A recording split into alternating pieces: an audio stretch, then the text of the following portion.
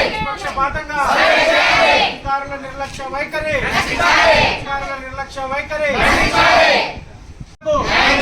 వరద బాధితులకు కూచిపూడి గ్రామ వరద బాధితులకు చూడండి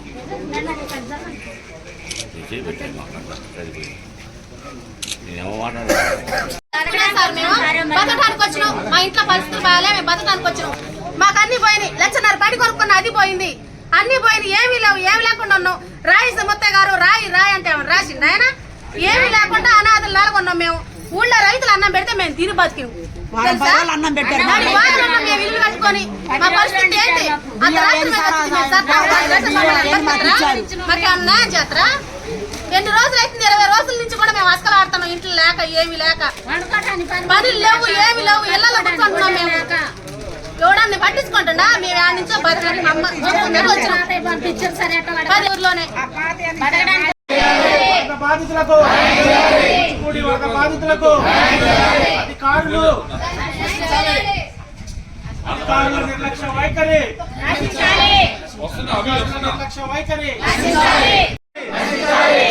వరద బాధితులకు నిష్పక్షపాతంగా వరద బాధితులకు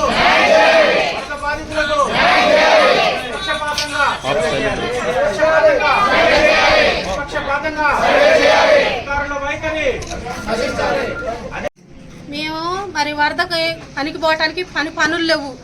మొన్న గవర్నమెంట్ వారు వచ్చి అన్ని తీసుకున్నారు, ఇల్లులు కూలి అన్ని చూశారు. చూసినప్పటికి కూడా మాకు గవర్నమెంట్ వారు బియ్యం ఇవ్వలేదు.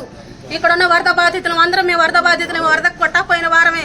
మాకు ఇల్లు లేవు, మాకు పొలాలు లేవు, ఏమి లేవు. మేము కూలి పని చేసుకొని బతికేవారం.